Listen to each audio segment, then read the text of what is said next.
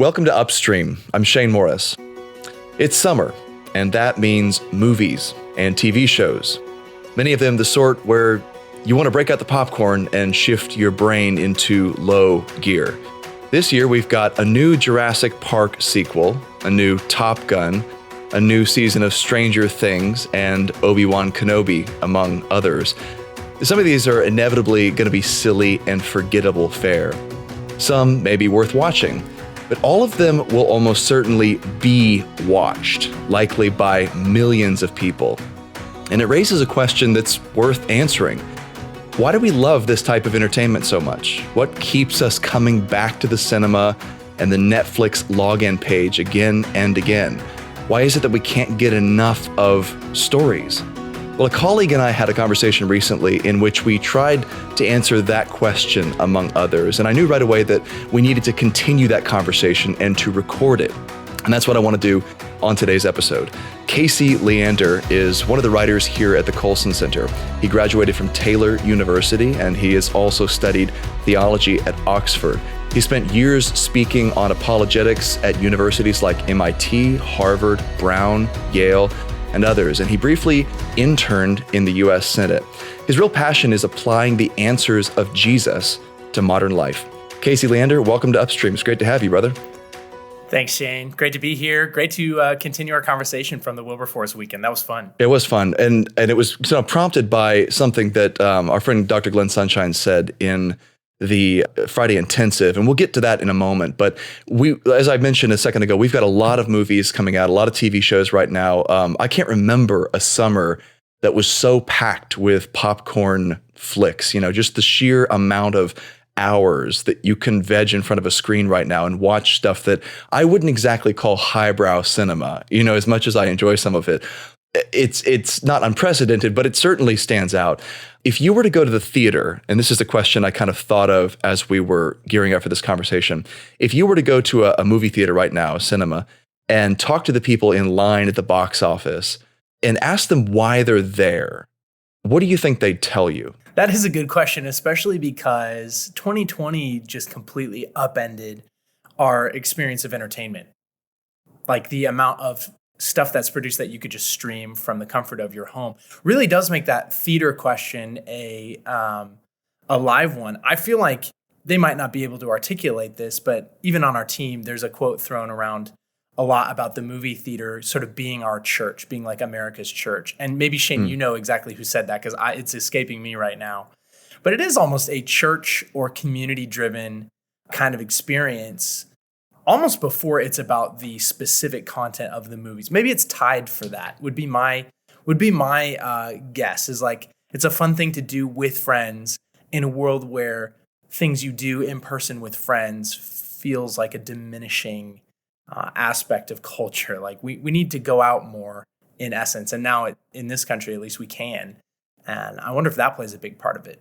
I think it does. And there's an excitement and a sort of experience that goes along with seeing a movie in a cinema. And I've actually ended up doing something that I had never done in my life before because I'd always gone with friends groups, right? But I have 4 kids now, one of them a newborn.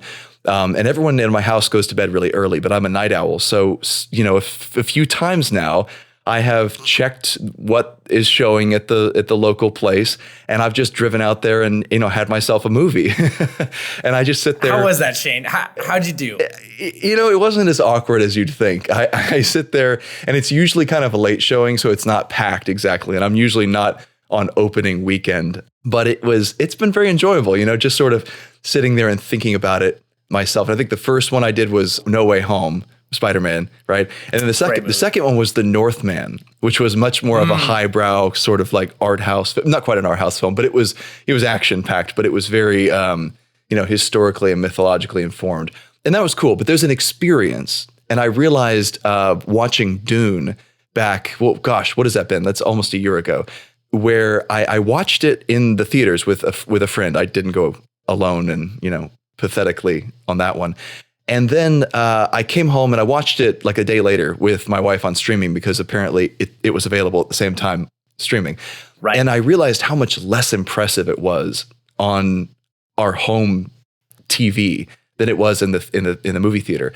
There's a lot to it. So there's an experience, but I suspect there's something even deeper happening, and it gets to why we will also turn on a streaming show on Netflix, for instance, and watch it on whatever size screen we have at whatever resolution we're paying for, because we want to see that story. And there's something drawing us to the story. And in our conversation, we kind of teased apart the reasons why that might be. And we talked through some of our favorite movies and some of the ones that are not even favorites, but are just enjoyable to watch. So I'm curious for your thoughts about what the thematic or deeper draw is to sitting in front of a screen and watching events that never took place, that are created with special effects, that tell a story. What is it that longs for that, and why do so many people continue to pay for that? I mean, humans are meaning-making creatures, as we say at the Colson Center a lot, and stories are the most powerful medium for ideas. Someone once said, stories are where we wrestle with the hardest questions in life. And I think it's implicit that we're doing that. I don't think most people go and hear a story and think, oh, good, a chance for me to wrestle with the hardest questions in life. Yeah. I think they just are like, oh, what happened? A story? Try telling a story in a group of friends, and everyone's eyes immediately, it's like if it's a good story, they'll be glued to you. Like, stories just capture our attention like that. And man, I don't fully know why that is, other than God seems pretty fond of stories as well, which is why Jesus taught in so many parables. Maybe it's because we're trying to find ourselves in the true meta-narrative of life, and stories help us do that. I'd be curious what you would say to that question. When we were talking, Kasey, we went through several movies, but one of the ones I mentioned as a favorite of mine was Castaway with Tom Hanks. And if you think about that movie, it's funny because the events that take place are extraordinarily unfortunate. Like, if this actually occurred to you, occurred in your life, in real life, you would consider yourself one of the most unlucky people on the planet. I mean, you had an okay job. You were just doing the grind. You were, making a living, being the guy you needed to be. You had a fiance. You were looking to get married. Everything seemed like it was going to be okay. And then you get in a plane crash and get stuck on an island for 3 years, however long he was stuck there. You have to knock out an infected tooth with an ice skate. Like, don't tell me about that scene. I can't handle it. It's horrifying. And then he gets back and finds that his fiance, spoilers for anyone who, has waited since the 90s to see a movie. But, he gets home and finds out his fiance has moved on, and she's married someone else. And he makes the right decision to, affirm that and say, look, that life is another life. You thought I was dead and you moved on, and there was nothing unreasonable about that. But this whole series of events is so just tragic for this guy that didn't deserve any of this. And yet we watch it for entertainment. Why is that? And I think there's something to be said about the vicarious act of watching him overcome adversity. So he is fighting through difficult, unforeseen, uncontrollable circumstances in his life, and then comes out the other side with this existential decision to live well and be a good person still, and have gratitude. Yeah. There's something in that. Well, Shane, it's so interesting you bring up Castaway, because it really, for me, is a good illustration of why movies are captivating. I mean, I watched Castaway for the very first time, this year, not a month ago. My wife and I were at a hotel. She can fall asleep to movies, which is a skill I do not possess. If a story has started, I must watch it, even if it's the most inane, just silly thing. Yeah. And this happened to be one of the greatest movies of all time, Castaway. But we watched it on TV, so it was interrupted, every 10 minutes by 5 minutes of commercials. I mean, it just took me hours into the night to keep watching it. She was gone. She was asleep for 2 hours by the time I finished Castaway. Yeah. And I just couldn't stop watching because it's a fantastic movie. But then we were talking about it, and your take on Castaway was that it's an anti-suicide movie in a lot of ways, which I had never thought about. But I think that really drives it home. I mean, it is, despite how sad and just awful it is, it ends up being uplifting, even though he doesn't get together with his fiance at the end. He actually says goodbye to her, lets her go, into her marriage, with a kid, and in that sense, I think does the right thing. And yet it's still an uplifting experience. Yeah. It absolutely is. And that's one of those movies you can look at and say very seriously, this is beautiful, it's morally instructive, and you're conscious of the fact when you come out of that movie that you have been morally instructed, right? And we could cite a bunch of others, even a bunch of other Tom Hanks movies that do that, because when you watch Saving Private Ryan, you're gonna come away morally instructed. In fact, that was Chuck Colson's favorite movie.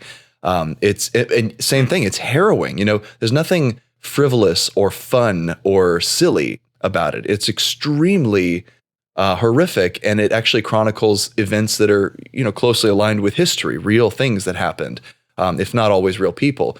And so you wonder, why would we subject ourselves to this? And it seems to me that the appeal of that sort of movie, that very serious kind, is this concentrated dose of overcoming adversity, that we want to see it done because we're imitative creatures who learn through stories, and we learn how to overcome our own adversities through seeing someone else heroically do it. Now, that raises the question for me. What about the stuff that, while still having conflict, is a little bit sillier? We can think of Star Wars. Obi-Wan just came out. And so it's fantastical, but it's also whimsical and pretty zany. I just finished season 4 of Stranger Things with Gabby, and obviously there's stuff in there that not everyone is going to be okay with watching, and that's something that I completely acknowledge and think is a wise consideration. But nevertheless, it is pretty zany. It's meant to be retro and sort of corny in a way, because it's centered in the 80s, and yet we still want to watch that, even though it's not sort of pure moral instruction. So I'm wondering what you think is happening in popcorn flicks. Why is it that we still have an eagerness to see them? And is it just because we want to turn our brains off and be entertained by flashing lights? I don't think it can be that. No one wants to be entertained by a wall of flashing lights with no meaning to them. Like, ooh, pretty lights. No one's actually into that. We need it to tell a story. And likewise, no one wants to sit there for just pure moral instruction. You know what I mean? Even the best sermons are filled with stories, because that's how we intake that moral instruction. But yeah, I don't think the fantastic nature of things, at least this is for me, and I recognize there's a personality difference here, but for me, the fantastical nature of things has never detracted. It's always only added to the engaging nature of a story. But I did notice, I don't know if you saw the Adam Project, Shane. No, I didn't see that. It came out on Netflix as a Ryan Reynolds flick, and I recently reviewed it with my sister for our sort of side podcast, Cinema Snorkel. But we talked about how in the digital age, we can make anything happen with our digital effects. You can have spaceships and star travel and anything you want to portray on a screen. It's possible these days. But the end of the Adam Project, there's a scene where they're just playing catch. It's a dad and his son, and they're playing catch. And honestly, I almost cried despite the silliness of that movie. You know what I mean? That's not a heavyweight movie per se.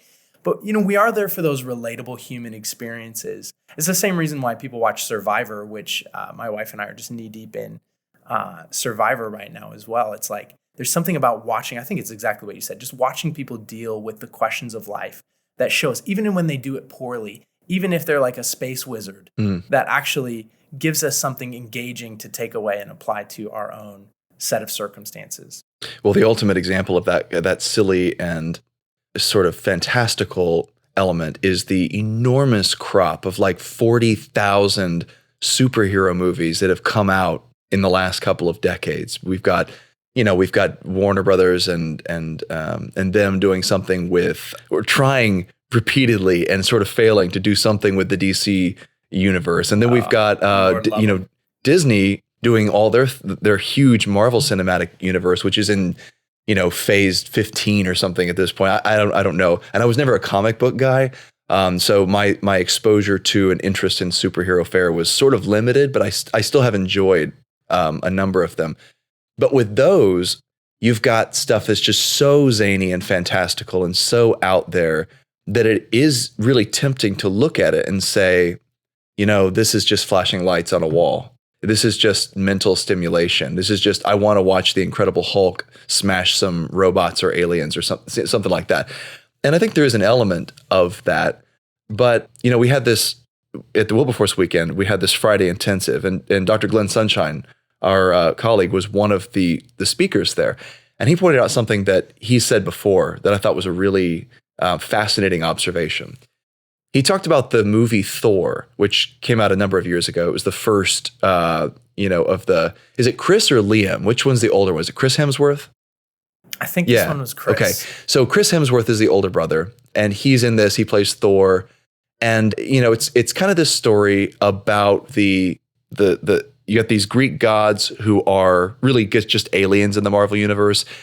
And he gets banished to Earth for being a warmonger. And his dad, Odin, if you know anything about Norse mythology, he's like the chief of the gods, banishes him because he's not patient and merciful enough. He doesn't display these qualities that would make him a good ruler in Odin's view, when he passes on the throne. And so he has to learn how to be patient and merciful and defend the weak and be a peacemaker and all this stuff that audiences just nod along with. And they go, yeah, that's great. It's good for Thor to learn how to be those things. And he can be a wise ruler then. But the thing Glenn pointed out is that the people who invented Norse mythology and worshiped the Norse gods would not have recognized any of those values as desirable, right? They would have recognized crushing your enemies and subduing them and, ravaging the weak as symbols of strength. And this really, I've been reading about Norse mythology lately, and that really hits home with me because that's exactly how they were. They're very alien. So why is it that these values, which are antithetical to Norse mythology, are represented in this movie? Is it just because, it's an accident of story writing, or is there something deeper going on? And Glenn's answer was that, no, these are Christian themes that a longtime Christian civilization has been trained to expect. And we will only be satisfied with the story if a hero learns these lessons, not the lessons that the Norse would have learned. And that's why that's interesting to me, Kasey, because even a movie as frivolous and popcorn-ish as Thor, one of these Marvel movies, nevertheless is trying to teach us deep lessons. So I'll shut up because there's a lot to say there, but this was part of what kicked off our conversation. How deep does this stuff go? Where can we find it? And at what point are we just imagining things? Because it sounds very convincing that this is actually what Marvel, of all companies, is trying to teach us. I mean, I want to be Glenn Sunshine when I grow up, in part because he has that historical knowledge to where he actually knows what the ancient, Norse mythologies taught. So when he sees Thor, he can recognize the difference there. And one of the takeaway lines from that session was, if you want to be like the Vikings, you should basically give up paganism and become a Christian, which is what the Vikings ended up doing. Yeah, right. I thought that was so good. In light of, so my favorite Marvel movie is Thor Ragnarok. And the villain, Hela, actually takes down their facade of, when she walks into the temple and she aims her like swords at the roof and caves in this like gilded facade of like all the good things Odin has done, and reveals that underneath it, she's like, where do you think all this gold came from? And underneath it was sort of the Old Norse Odin that had been Christianized. Yeah. And so in that sense, Ragnarok is actually telling the truth of sort of a Christianized Norse mythology, in that Christianity has come and sort of redeemed the parts of that culture that would have been bloodthirsty. That's totally not what Ragnarok was trying to say, but it is interesting that it sort of accidentally mirrors that. And we rightly go, wow, Hela, you villain, you are truly evil. I think it raises a thought-provoking question about the evil within cultures and how we tell our own national story in that. Obviously, that is what they were trying to do. But yeah, those Christian themes are inescapable, maybe because Christianity is the true story of reality. And we're made by our Creator to care for each other, even the weak ones.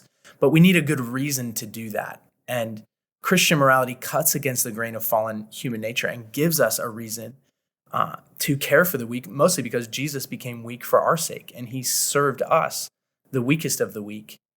And that's a compelling narrative that has conquered essentially the Western world from the inside out. Yeah, you see these themes pop up again and again and again. The more you see it, in fact, the more you can't stop seeing it everywhere else. And it sometimes I wonder if it's just even subliminal for the writers, where they are so trained and so catechized in this way of this rhythm of writing stories and this way of deriving meaning from the interactions of characters, that they can't help but have a sort of passion take place. They can't help but have the hero have to make some kind of sacrifice and then undergo some kind of resurrection. I mean, you see this again and again and again. It's almost the rhythm of movies. In fact, there's I forget what his name is. I'm going to invite him on the podcast at some point. So hopefully my listeners will hear from him. But he was he's like a scholar of music and art. And he makes the case that Western, in fact, Glenn Sunshine repeated this as well at the Wilberforce weekend. He makes the case that music itself in the Western world is structured in a way that there's a tension which mirrors a sort of evil, a rupture, a fall, an exile. And then that tension rises into a crescendo and then hits a point where there's a resolution, where the notes come back into a chord again, and the discord is resolved, and that you ahead of time actually know how that's going to sound. So you can be given a progression of chords and know exactly how it must sound at the resolution because you've been trained to think this way. And he says the Christian story of death, burial, and resurrection is actually what shaped that way of doing music. And that if you go to another country, another culture that's very, not another country because Christianity is everywhere, but if you get to a truly pre-Christian culture, you will find that the music is very different. It doesn't work the same way. And that was I would have to really do some more reading on that to find out all the dimensions of it. But that's a fascinating observation. It leads to this possibility that, well, maybe our very instincts are not irreparably, hopefully not, but are sort of intrinsically Christian at this point. Maybe there was someone on our team, but they said even like wokeness, quote unquote, even though I'm not a huge fan of that phrase because I don't want to lump things together that need to be just taken a more careful look at, but like wokeness is a Christian heresy, right? Like our concern for quote unquote marginalized groups is of deeply Christian value inspired by Galatians. And, ancient cultures had concern, I guess, for groups, but like I'm picturing the Roman Empire, they were mostly about how do we keep these groups in line. And to the extent they were allowed like a sort of tolerance under polytheism, you clearly see that it had its limits when those groups were going to buck, Roman authority. Maybe in our fallen state, Western civilization, quote unquote, isn't so different. But the gospel of Jesus definitely is. And to the extent that undergirds so much of our history, it's like, I think you're right. We can't escape those instincts. One example I have of this, Shane, that I wanted to throw at you is Star Wars. I heard someone say one time that they can't decide, or that Star Wars can't decide if it's Western or Eastern. Yes. So it's a movie written for a Western audience in the 70s originally, but it's playing with those Eastern themes of the Force, this transcendent entity that goes throughout everything, and it can be both good and evil. But so, for example, it also can't help but bring in Western themes. So like when Luke chooses to care about his friends in the third, or I guess the ninth Star. Wait, what's the original third one? Revenge, or The Empire Strikes Back. He leaves Dagobah with Yoda and he goes to care about his friends. He's not choosing like truly Eastern or like Buddhist detachment in that sense. He's bucking it to fight on the side of good and choose attachment to his friends over that. And so Star Wars kind of vacillates between Eastern and Western thinking on that. I'm curious if you've noticed that as you watch. Oh, that's so much so that's actually the same summary I would give of Star Wars. It has a schizophrenic worldview. It wants to be Eastern in the sense that the Jedi, the quote unquote good guys, renounce desire, and attachments. Even there's a strain of pacifism among the Jedi. They're sort of like, don't do violence, that's crude. And the greatest Jedi, like Yoda, doesn't apparently have a weapon until CGI comes along and they give him one in the prequel trilogy. But and then he hops around like a little acrobat. But there's that. There's the concept of there's the dark and the light side. And we're going to get some Star Wars nerds who've read like the extended universe prior to Disney and going like, you got that all wrong. But my understanding is that there's the dark and the light side, and this is kind of a yin yang thing, right? That there's the ideal is not for the light to overcome the darkness. The ideal is balance. And that's what the chosen one in Star Wars is supposed to do, right? To bring balance to the Force. And so whoever that is, whether it's Anakin or Luke, that person is supposed to balance dark and light.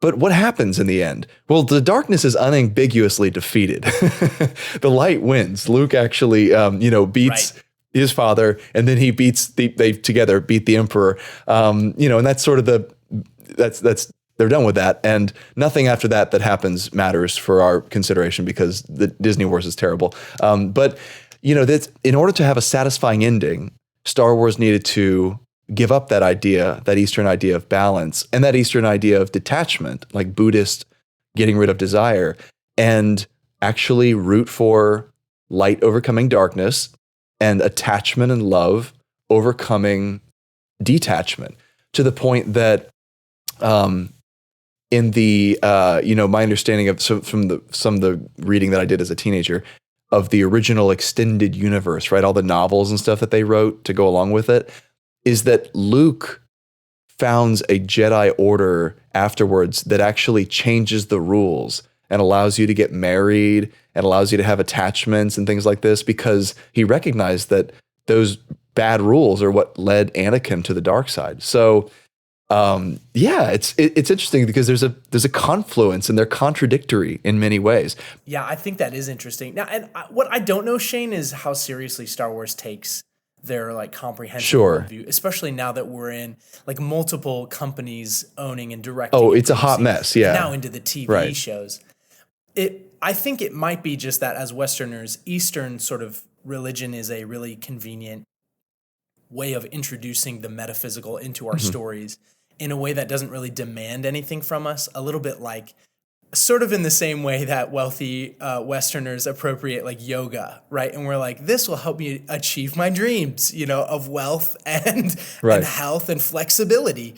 And, you can just picture yogis, like actual yogis being like, no, that's not what this is about. This isn't about you, driving your super nice, G-Wagon to the yoga studio and picking up a Starbucks on the way. Like there's a religious undercurrent to that, but we're like, yeah, we'll just take a little bit of that because it makes us feel good, in service to our expressive individualism, which is our real bottom line when it comes to Western philosophy. Yeah, no yogi would recognize, the quest for a hot body as like the goal of yoga or meditation or something like that. That's no way. But the appropriation of Eastern themes in the service of Western instincts is embodied there. It's embodied in Star Wars.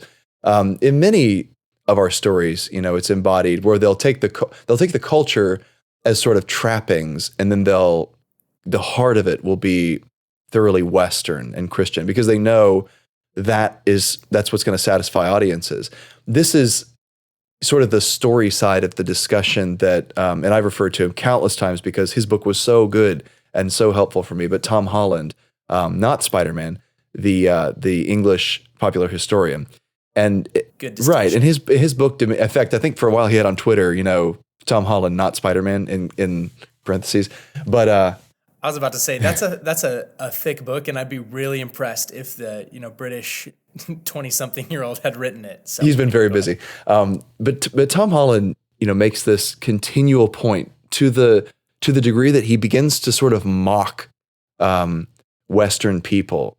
Is a playful mockery toward the end of his book, where he goes, and now, the age of post-Christian enlightenment had dawned, and we were finally over all that medieval superstition and all that supernatural worldview, and we came to realize that a new age had opened up, in which peace and justice and mercy would reign from Zion. I mean, New York City. And he'll sort of pull one of those numbers and be like, and on we go, retelling ourselves the same Christian story, the same Christian gospel, the same Christian eschatology, but just stripped of its supernatural characters and doctrines.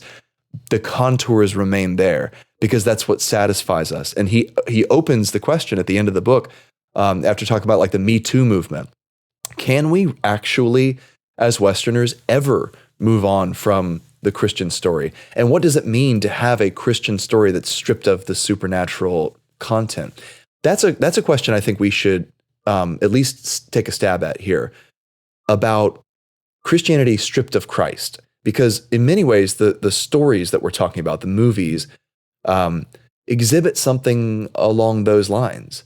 Even, last night when we finished Stranger Things, I could not help but, no spoilers, but I could not help but notice the almost in your face Christ versus Satan, or Michael versus Satan sort of imagery, to where there's even a fall from heaven like lightning, sort of. It's very, it's very much like Jesus' words. And yet nobody actually is endorsing Christianity here. The supernatural characters, the supernatural doctrines are stripped out. What we have is contours and echoes. Where do you think that becomes a problem? I mean, what a great question, Shane. I mean, I feel like I want to get to the supremacy of Christ because we believe in him because he's the fulfillment of all human history. Like, he is the reconciliation between justice and mercy that we feel. He's the reconciliation between the natural and the supernatural that we feel. And so, like, there is no Christianity without Christ. But I do think there's a hunger for the spiritual. So, I mean, as you were talking, I did think about that hunger for the spiritual. I know you're on a G.K. Chesterton kick, and I'm reading a collection of his essays right now. And one line that really stood out to me recently was he's talking about materialism itself and why it's unsatisfying. And he says, the size of the scientific universe doesn't give any novelty or relief. The cosmos go on and on forever, but not in its wildest constellation could there be anything really interesting. For example, forgiveness or free will. On that note, but I find Star Wars more compelling as a concept than Dune. And here's why. Dune has lots of religion in it, the Bene Gesserit and all of they're one sect, but there's other religious sects operating in Dune. But when you peel back the layers of religion in Dune, you find science underneath it all. It's actually just really evolved societies using advanced scientific or words to manipulate people according to a determinist, materialist view of the world. Star Wars is science, but underneath it is religion. At first you think it's spaceships and blasters and Han Solo going, all that stuff doesn't matter compared to a good blaster at your side, kid. But at the end, Luke uses the Force and he puts away his scientific instruments. And the point they're making is that there's something out there other than us. And that's interesting. That's compelling. That actually grips us. Or I liked the recent Rogue One movie. And again, we could talk about the Eastern-Western distinction in that all day. But when one of the characters, Chirrut, he walks out and he says, I'm one with the Force and the Force is with me. And he navigates an active firefight and pushes a button that's really integral to the plot. I really actually found myself so moved by that moment because here's a guy who isn't just a stone cold materialist or just an empty hedonist. He actually believes in something, and his faith is actually proved true in that moment. In the Star Wars universe, we're actually meant to say, you know what, the Force is there, and it is good, and good will win the day. And again, I think they're borrowing distinctly from Christian themes about the Force in that moment. All that to say, Shane, there's a hunger for the spiritual that we cannot possibly get over. And I think one of the principal reasons for that is that materialism is born. There's so much there. That's a really good observation. I totally agree with you on Star Wars. Star Wars is a repudiation of materialism, 100%. It is, in fact, the dominant theme, I think, of the original trilogy was stated well by Darth Vader when he says, he says, don't be so impressed with this technological terror that you've constructed, referring to the Death Star. He's like, the ability to destroy a planet is insignificant next to the power of the Force. And he's represents this, what Tarkin calls this old way of seeing things, right? Or what the other Imperial lackey says is, his sorcerer's ways. And is that right before he gets choked to death? That's right before he gets choked to death, right? I find classic. Your lack of faith disturbing. So classic. Yeah, but I mean, this is the way the Jedi are portrayed in the original trilogy, as space wizards, and in many ways, the supremacy of this spiritual power over technological and material powers is the dominant theme, because it ultimately does triumph. And so that's a dominant theme in Star Wars. I think it gets muddied later, but Rogue One was a resounding return to that. You're right. I think Rogue One was the best thing that has borne the Star Wars brand since Return of the Jedi, honestly. But agreed.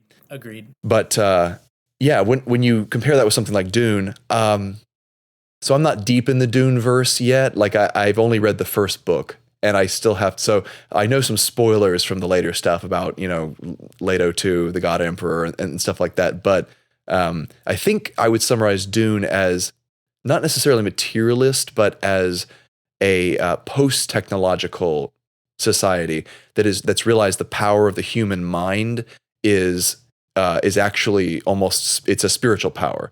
So it actually has a supremacy over technology as well, which is why they have that rule against making thinking machines, because the Butlerian jihad and all that. Don't to get too nerdy, but the idea is that it's too late for that, my friend. Yeah, we've outed ourselves as that 20 minutes ago on your show. Yeah. Sorry, but the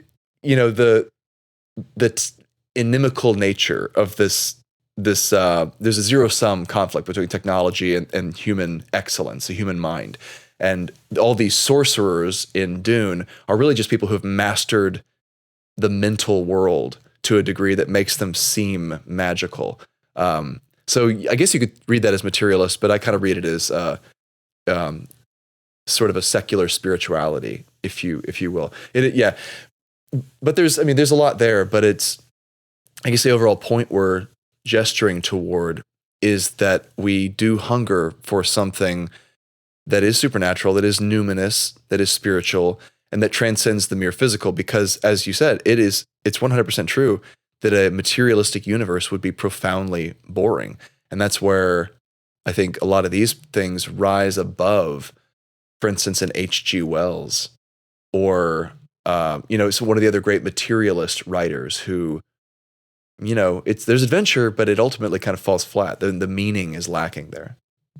I feel like so much of our stuff these days, Shane, is reaching for the glory of the past.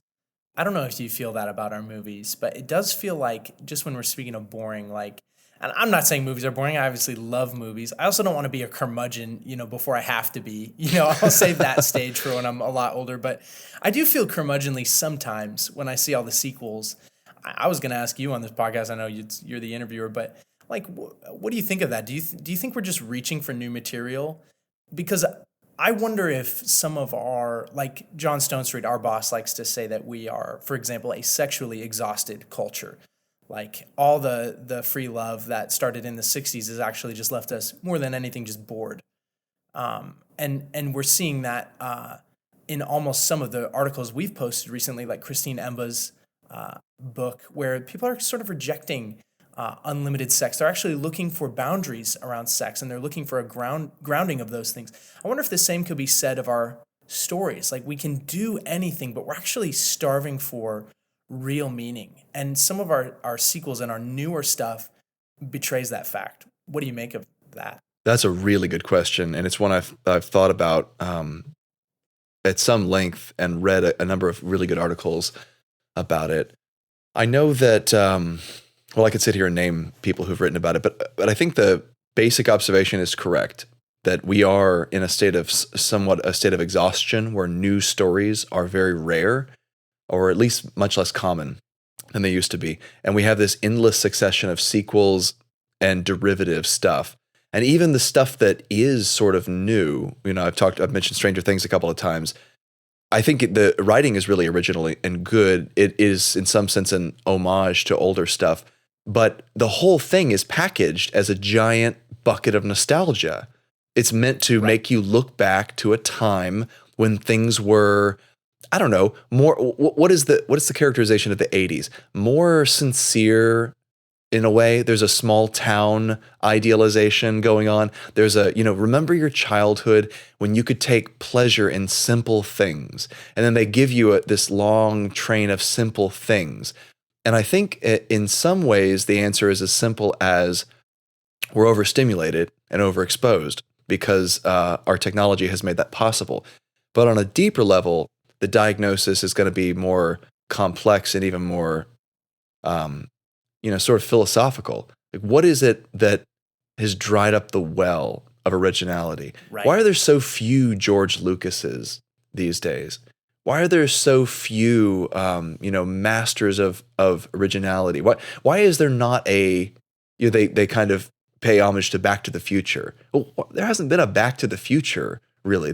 I don't know that there's going to be something, maybe some of the Christopher Nolan movies, right?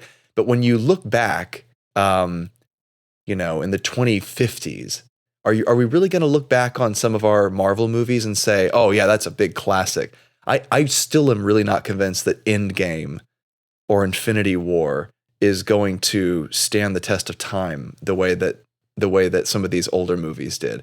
Or the Jurassic Park series. This is a really good example, actually. I think that the Jurassic Park is so thoroughly and fundamentally exhausted with itself that and I love dinosaurs, man. I love dinosaurs. Always have since I was a little kid. But my goodness, Jurassic Park is, at this point, it's pathetic. And it knows it's pathetic. It's so much to the point where, you got characters in this new sequel trilogy saying, yeah, man, that first park was legit. Like characters actually expressing the nostalgia. Have you seen the new one? Not yet. It's not out yet. Is it out? Oh yeah. No, it's not. No. Okay. Yeah, it's out this weekend. I didn't know if that was honestly from like the newest. No. This is the one from like 2016. I probably will, honestly, brother. I'll probably go after my kids are in bed and go watch it alone. But it is, it's very exhausted with itself and it's not original. I was thinking, because I just watched the original again, and the theme of that one obviously is nature finds a way, or life finds a way, right? Delivered by Jeff Goldblum. Iconic. And in the original Jurassic Park, you believed it. They really, like, the technology they were relying on goes down in this perfect series of like comedy of errors, right? Combined with hubris, combined with the greed of the one employee who lets the raptors and all the cages go down. It's like, okay, so then you're in this huge Jurassic Park with dinosaurs. And the novelty of that idea, I think, was sold and believable because, oh man, nature was so much bigger than the technology they were using to try to parade it as a zoo. After they made that first one, though, like, I just don't find that concept as believable in the modern era, where our main concern with nature is how to not break it. It's like a fragile, China teacup that's sitting in the middle of a living room of busy people walking around, and our constant concern is, oh man, don't break nature. Careful, don't step on it. You could step on it and break it, and another species goes extinct.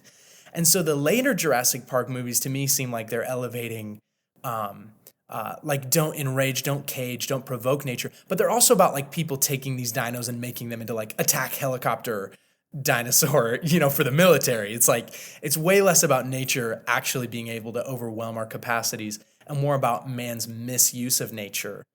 And I think that's a very interesting theme, but I wonder if there are better vehicles for it than Jurassic Park, because it felt like they played their ace on the very first movie.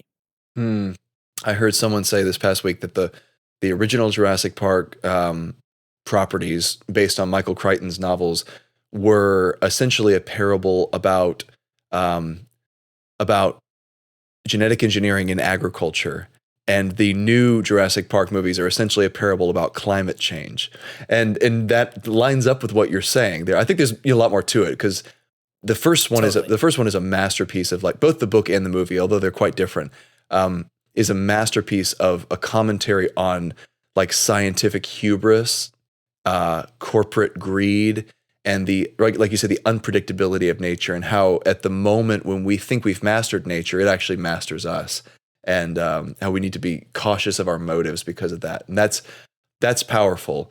And I think there's probably a powerful story to be told in the direction of like nature is fragile, but I just don't think any of these sad attempts at sequels have really done this. I mean, they're very much leaning in the direction of spectacle,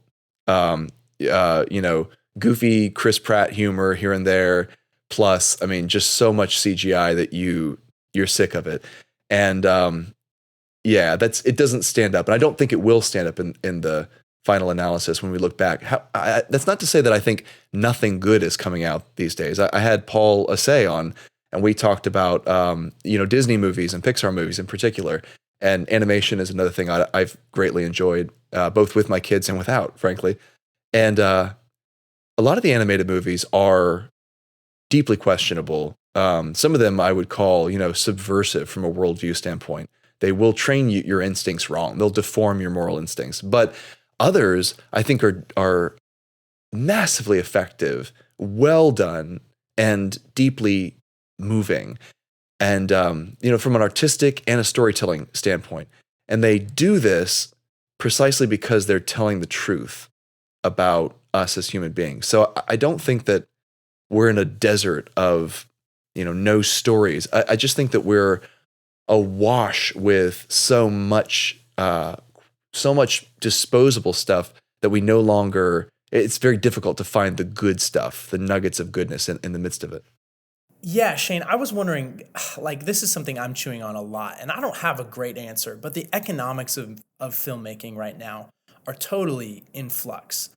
Not just because of the pandemic, which disrupted the theater-going experience and disrupted film studios and where and how they can film. So all of that's in flux. Like, Hollywood actually isn't where most of our movies are made anymore. Georgia's a pretty big location, but it feels like it's up for grabs in that sense from the industry side. But I would also say like the globalization of film has really left things up for grabs as well. So, China will allow however many movies, 10 or 20 movies into their country every year. So one question that our biggest blockbusters, which used to be primarily marketed towards an American audience, now they're having to go, okay, how do we appeal to both Chinese values and American values? And that is a brutal task. Yeah. I don't know how you do that and still make a compelling story, which I wonder if the economics of that are sort of draining some of the creative intensity out of it because you're making something so big tent, it's just got to apply to everybody. That's a genuine possibility. So there's cultural diversity that's causing that. I also think there's political diversity within this country that's causing it. So an example that I like to go to is Disney's Zootopia. Now, a lot of Christians watched this and they said, "Oh, it's a woke parable. It's all about sexism, racism, probably LGBT representation. It's just and they put it in the form of cute animals so that you get the message subliminally as a kid or whatever." I disagree very strongly with that take on Zootopia. I think that Zootopia is fundamentally a Rorschach test. If you watch that movie and try to force one reading onto it, you can't do it because at the next moment it subverts your reading and reverses it. So you think that this is about the feminist parable of trying to smash the glass ceiling.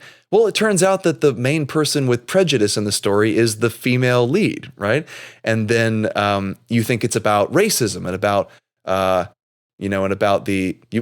there's one scene where the fox is like touching the sheep's head, and the rabbit goes, "Oh my gosh, you can't just feel her hair," right? And there's like a clear race reference there. But then the sheep ends up being the bad guy of the story. And then there's are the predators going to represent race or something? And they subvert that too. So because the prey animals end up being the bad ones. So, or at least a couple of them do. So it's like, what is this story actually telling me? I'm not sure in the end. And that may It's be hard. because they're trying to make it ambiguous so everybody can get something And that's out of harder it. and harder to do because we're so politically polarized. I mean, we are so polarized. I think even for you and me, Shane, as we write breakpoints and we comment on cultural events, it's like we know that our largely evangelical audience is going to hear things one way, but the other half of the country, it's like we're not even speaking the same language, and they to us as well. There's actually a language barrier sort of developing. And it's very hard to bridge that cultural divide in a way that's going to make money with your movie. And especially, and I'll just add this because I don't want to be so critical. I think I really appreciate the difficulty of trying to like produce a film right now. But it takes guts to make a movie with a clear message, even if some people maybe aren't going to like it.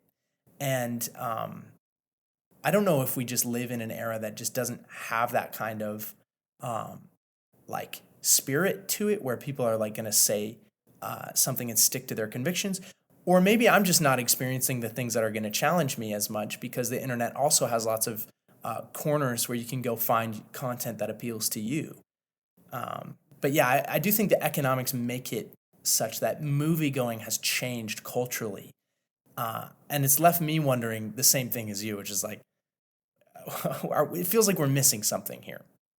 So I mean, this has been a wide-ranging conversation. I want to kind of bring it back to heel here, and this is as much my fault as yours because I'm not blaming you, but we have nerded out thoroughly, and that was part of the intention behind this. I wanted to go far afield and bring all these different threads in. Now let's tie them together. I want to sort of ask this self-critical question that both of us can answer. So when it comes to summer popcorn fare, when it comes to the most sort of frivolous that our culture can throw up, or decent stuff that we think is actually has some meaning and worth to it, how do we know why we're going to the movies, why we're turning on that show, why we're binge watching the thing on Netflix? How do we discern our motivations? Because there is an element of just wanting mindless entertainment, but I think you and I agree that the primary draw of this is really that imitative instinct to learn how the world works, and then to have our pre-programmed moral stories affirmed. So we want to see the hero humbled and have a resurrection experience of some kind. We want to see the weak rise. We want to see the last made first. That's that Christian instinct in us. But as we, go to a superhero movie, or we go to Jurassic Park 15 or however many are out at this point, as we sift through the mess that is the Star Wars universe, as we help younger people through this otherwise mindless entertainment, or what would seem to be mindless entertainment, how do we know when we are just wasting our time and when we're actually doing something that is meaningful, productive, or God honoring? I have like 5 thoughts all popping up at once, so I'm just going to list them. I mean, I would say in some ways, entertainment for entertainment's sake isn't necessarily bad. I think it's one way. Don't take this too far, because I'm not saying everyone just go numb out in front of the TV for a while. We do enough of that as it is. Nielsen Analytics Group reported that last year, Americans streamed 15 million years of digital content. Wait. I'm sorry. You said 15 million years? Yeah. Yes. Now, there is some question as to how they got that number, because I'm wondering what that is per capita. Holy cow. Right. They might just be gathering like streaming that's happening versus like how many eyeballs are actually like watching it, processing it. You know what I mean? How much Netflix is on in the background or in a doctor's office or somewhere. But they compile their numbers from all of that. But it's like, so I don't want us to just veg out, but I do think there's a place for rest. There's a professor at Covenant College that I really respect. His name's Kelly Kapic. We've had him on our Breakpoint podcast before, and he talks about just there's a theology of knowing your limits, and it's okay. It's okay to actually rest and appreciate just art for art's sake. And so I don't want Christians to have to forego entertainment as such, even while we recognize that our tendency of our society is to just glut ourselves on mindless entertainment. I mean, that's one thing I would probably want to say. But the other thing, Shane, for me is that movies are a bridge to culture. If you want to understand how your neighbor thinks, you need to see where they're being catechized. And that means unpacking movies and the implicit and explicit themes that are being presented to our neighbors, and not to be even too heavy-handed with it. But, when Paul goes to Mars Hill, he's read the Greek poets. He knows sort of how his Greek contemporaries are thinking, and so he can actually speak their language in that. So, I mean, there is immense value in my mind to unpacking cultural messages in movies. And the third one is just that we ourselves are being shaped by these movies. And once you recognize something, it probably has less purchasing power over you. I'm not going to say none, because I do, again, I think there are limits to how much we should be watching, because you can recognize all the themes and still have them shape you in some ways. But I think the bigger purpose of unpacking movies in that sense is to draw out the good and the beautiful. And I want to see an emerging Christian consciousness where we try to make more art. When I studied at the Oxford Center for Christian Apologetics for a year, there was the C.S. Lewis Society that would gather. And they were clear to say, we admire C.S. Lewis, but one of the main purposes of this group is to do what C.S. Lewis did and present our own creative works. And I know it's like we're even violating that by just talking about it. Like we're commentating on this right now. Number one rule of C.S. Lewis Club is you don't talk about C.S. Lewis. That's so true. Although I love talking about C.S. Lewis, so it's totally worth it. But we just need more people doing what he did and doing what Tolkien did. Like, we need Christians telling stories, because I guess one of my goals is for Christians to see that we have the vitality within our worldview framework to tell meaningful stories. We don't even have to preach at people to do it. Our worldview will come across in the stories we tell, just like all these subliminal things we're noticing in Star Wars and Dune and Jurassic Park and whatever. So Christians can and should be telling stories as a way of helping redeem the world, through the Great Commission and through what the gospel does in our lives. Last question here, and this is something that I talked with someone recently on. I guess I read a Twitter thread mainly about it, and I maybe made a snide comment here or there, but the gist of the thread was like, here are all of the things that our parents back in the 80s and 90s, our Christian parents, objected to or discouraged in entertainment. And it was everything from, Dungeons and Dragons and Harry Potter to stuff like Pokemon and SpongeBob. And so you can kind of understand the first couple, but it really gets, after a while, you're just like, wait, what? What, SpongeBob, huh? And the question I have in light of that is, how do you know when you are, how do you know when you're being like too open with this stuff and actually allowing your mind and heart to be shaped either in an anti-Christian direction? So let's say something gets very heavily apologetical for like LGBT ideology, or just becoming stupid. Like, I think that was the case with SpongeBob. It actually just makes you stupid to watch SpongeBob. And when do you draw the line there as a Christian? Because there is too much to watch, and you must turn it off at some point. But I also don't want to be. I don't think we should want to be censorious or overly restrictive, because there is you and I. Certainly, I can speak from my background. There is an element of, I'm not going to be like my parents who were overly restrictive and said no to pop culture too much. I want to say yes to pop culture more, but pop culture has descended since the days when I was watching it. So how do those two things play together? What's your sense? Man, parenting is hard, Shane. You're a parent, I'm not, so I'm not even going to venture on that question other than to extend grace for parents who are going to keep certain things out of their home. I feel like a totally different question than what should Christians engage in is, what should we let our children engage with? I think there's so many valid reasons to censor different things up to a certain age group, or however Christian parents want to follow the leading of the Holy Spirit and the counsel of Scripture on that. But I do think your question is good.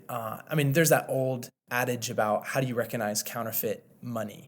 It's actually not by studying every counterfeit, because you'll never be able to catch up with them all. You need to John spend time. hates this analogy. Oh, does he? Sorry, John. We're sending it. I'm doing it. I'm using the analogy big time. I'm landing on it. This is the closing thought. Yeah, but the point is, if we're not engaging with Scripture, if we don't know God's love letter to us better than we know the Star Wars canon, there's something wrong there. Because you can enjoy all of them, but it's clear which is your master in life. If you are in love with Star Wars, you can't help but talk about it, as we've amply demonstrated on this podcast. If you're in love with Christ, you can't help but talk about it.